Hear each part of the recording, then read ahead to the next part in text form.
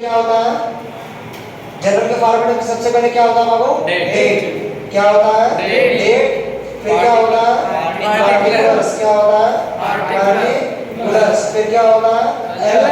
इसको ledger folio कहा है, क्या बोला जाता है? Ledger folio, ledger folio. और बाद में क्या होता है? यहाँ पर डीआर भी लिख सकते हो, यहाँ पर सीआर भी लिख सकते हो। अब सबसे पहला काम ये होता है कि पहचानना ये होता है कि ट्रांजैक्शन कैश किया गया है कि क्रेडिट। मैंने बताया था जहां पर नाम ना लिखा हो या कैश ना लिखा हो, जहां पर क्या ना लिखा हो, ना तो नेम हो और ना तो कैश। ये दोनों नहीं है इस क्वेश्चन में, ना तो नेम है ना तो कैश। तो कौन सा ट्रांजैक्शन माना जाएगा? Cash transaction. क्या माना जाएगा? कैश ट्रांजैक्शन माना जाएगा। अब इसको समझते कैसे हैं? रूल कहता है हमारा रिसीवर को हम लोग क्या करते हैं? डेबिट करते हैं। रिसीवर को क्या कहते हैं?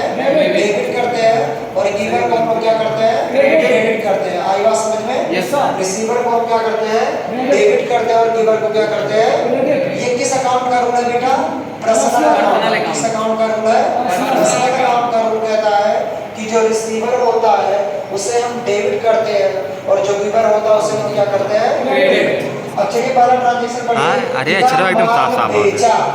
देखो जब माल बेचोगे तो माल जाएगा और पैसा आएगा। देखो यहाँ पर आपका मैंने बताया था जहाँ पर माल बेचा होगा वहाँ पर माल को कट कर देंगे, वहाँ पर बेचने की एंट्री लिखेंगे। तो बेचने की अंग्रेजी क्या होती है? और आएगा क्या? कैश। कैश आएगा क्या? कैश। तो हमने बताया था रूल कहता है व्हाट कम्स इन बिजनेस। अब आपके बिजनेस के अंदर क्या आ रहा है? और what goes out from business? Sales. तो जब हम सामान को बेचते हैं तो कैश आता है और सेल्स जाता है। तो क्या एंट्री पास करेंगे नंबर 1 की? Cash account DR. Cash account DR. तो कौन सा अकाउंट हो जाएगा बेटा? Sales account. कौन सा अकाउंट हो जाएगा? सेल्स। यहाँ पर लिखेंगे for goods sold. For goods sold. आए बात समझ में? कितने का आपने बेचा है बेटा? कितने का आपने बेचा? 5,400 से आप डेबिट कर देंगे और 5,400 से आप क्या कर देंगे? क्रेडिट कर देंगे। आई बात समझ में? नंबर सेकंड देख लीजिए, लाइन को थोड़ा सा बढ़ा लीजिएगा। देखिए क्या लिखा हुआ? फाजिल को बेचा। अब देखो यहाँ पर नेम और कैश, यहाँ पर क्या दोनों में क्या है? फाजिल को माल बेचा में क्या क्या लिखा है? नेम। कैश लिखा है क्या? नहीं है। तो ये कौन सा ट्रांजैक्शन माना जाएगा बेटा? क्रेडिट ट्रांजैक्शन माना जाएगा। कौन सा ट्रांजैक्शन माना जाएगा? जहां पर केवल नाम दिया हो। जहां पर केवल क्या दिया हो? नाम दिया हो। क्या दिया हो? नाम दिया हो। जहां पर केवल क्या दिया हो? नाम दिया हो और कैश ना दिया हो। ओनली नाम is given in this question. अगर केवल क्वेश्चन में नाम दिया हो तो वहां पर हम लोग कौन सा ट्रांजैक्शन मानते हैं? क्रेडिट। अब देखिए माल बेच रहे तो बेच किसको रहे हैं? अब यहाँ पर जब माल बेच रहे तो रिसीवर कौन है? फाजिल। माल किसको बेचा जा रहा है? तो रिसीवर कौन है? माल किसको बेचा जा रहा है? तो रिसीवर कौन है? फाजिल। और जो रिसीवर होता है उसे क्या किया जाता है? दिया। तो यहाँ पर लिखोगे फाजिल अकाउंट। क्या? फाजिल अकाउंट। यहाँ पर अपॉस्ट्रोफी लगाएंगे क्योंकि जब भी हम किसी पर्सनल अकाउंट के सामने नेम के सामने अगर हम अकाउंट सब जोड़ते हैं तो उसके आगे क्या लगाते हैं? कौन सा अकाउंट हो जाएगा? ठीक है। सेल्स का अकाउंट इसलिए क्रिएट होता है बेटा क्योंकि सेल्स रेवेन्यू होता है। क्या होता है? सेल्स क्या होता है? रेवेन्यू होता है। कौन क्या होता है? रेवेन्यू का मतलब होता है प्रॉफिट। और प्रॉफिट का अकाउंट हमेशा क्या किया जाता है? क्रेडिट किया जाता है। क्या किया जाता है? परचेज जो हमारा होता है हमारा एक्सपेंस होता है। क्या होता है? एक्सपेंस, इसलिए डेबिट किया जाता है। और जो हमारा सेल्स होता है वो हमारा क्या होता है? रेवेन्यू होता है, इसलिए क्या किया जाता है?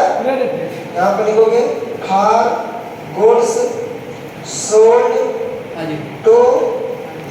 आई बात समझ में? कितने का आपने बेचा फाजिल को सामान? 13,750। इसको 13,750 से डेबिट कर दीजिएगा और 13,750 से क्या कर दीजिएगा? क्रेडिट। अब समझ में आई दोनों एंट्री? अब तीसरी एंट्री पढ़िए।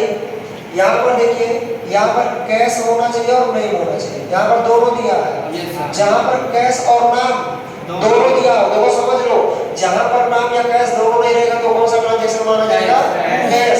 जहाँ पर नेम और कैश में केवल नेम दिया होगा उसे क्रेडिट बोलेंगे। उसे क्रेडिट ट्रांजेक्शन बोलेंगे। और जहाँ पर तो कैश भी दिया है वो यहाँ पर क्या दिया है, कैश भी और क्या दिया हुआ है, तो इसे कौन सा ट्रांजेक्शन मानेंगे, कैश ट्रांजेक्शन। क्या कौन सा ट्रांजेक्शन, कैश। माल किसको बेचोगे, माल बेचोगे तो बिजनेस में आएगा क्या, आप बिजनेस में आएगा क्या, तो cash account equal to sales account. Cash account equal to कौन सा अकाउंट हो जाएगा, सेल्स अकाउंट। कौन सा अकाउंट हो जाएगा, सेल्स अकाउंट। यहाँ पर लिखोगे for goods sold for goods sold for cash. इसके लिए आप सामान बेच रहे हैं पैसे के लिए।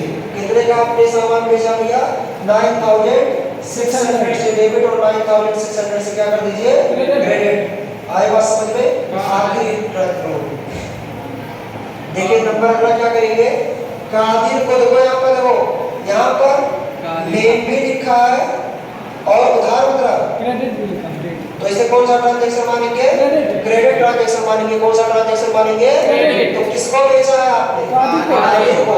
तो रिसीवर कौन है, रिसीवर कौन है, तो रिसीवर का अकाउंट क्या कर देंगे, Kadir account DR, Kadir account DR. तो कौन सा अकाउंट हो जाएगा, सेल्स अकाउंट। कौन सा अकाउंट हो जाएगा, sales account. Being goods sold to Kadir, being goods sold to Kadir. और किस पर आपने सामान बेचा है, क्रेडिट पर बेचा है, तो क्या लिखोगे, ऑन क्रेडिट। कितने थाउजेंड का बेचा आपको आपने, 24,200 का, 24,200 का। यहाँ पर लीजिएगा। अब देखो जब हम नरेशन लिखते हैं, क्योंकि देखो ट्रांजैक्शन के साथ साथ नरेशन भी मस्ट होता है, तो नरेशन के साथ या तो आप यहाँ पर देखो पहले तो बिग लगा दीजिए। अगर आपका मन कर रहा है बिग लगाने के लिए तो क्या लगा दीजिए, बिग। नहीं बिग लगाने का मन कर रहा है तो क्या लगा दीजिए, लेकिन अगर बीन भी लगाने का मन नहीं कर रहा और फाड़ भी लगाने का मन नहीं कर रहा है, तो दोनों में से दोनों जरूरी लगाना नहीं होता है। जो मन करे आप क्या कर सकते हैं, लगा सकते हैं। तो मन करे बीन लगाइए, मन करे फाड़ लगाइए, जो आपका मन करे ट्रांजैक्शन में कर लीजिए। अगर ये आपका जर्नल 5 नंबर का है तो आपको जर्नल पे 5 नंबर मिलते हैं, एंट्री पर क्या नंबर मिलते हैं, एंट्री पर क्या नंबर मिलते हैं, आधा नंबर, और प्लस नरेशन पर भी आपको कौन से कितने नंबर मिलते हैं, आधा। तब दोनों जाकर आपको टोटल कितने नंबर मिलेंगे, 5 नंबर।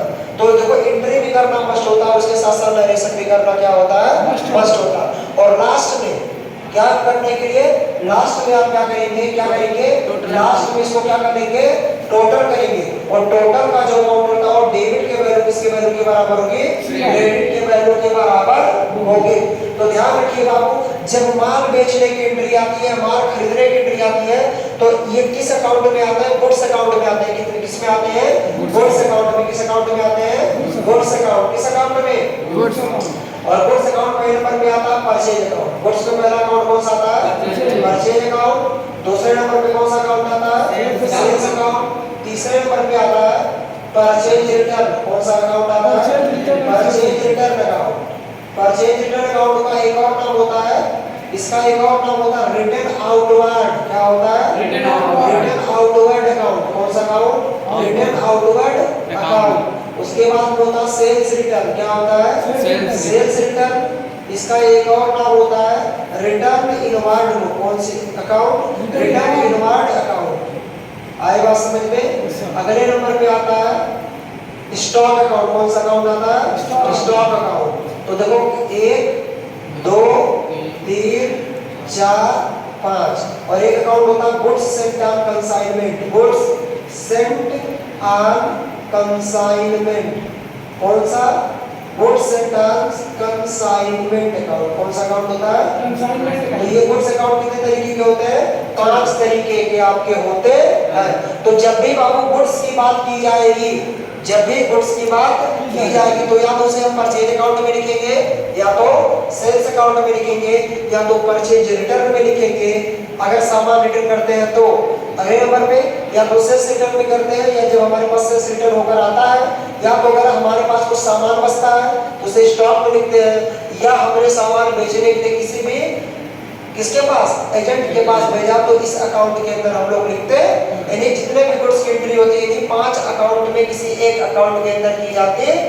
ठीक है, थैंक यू।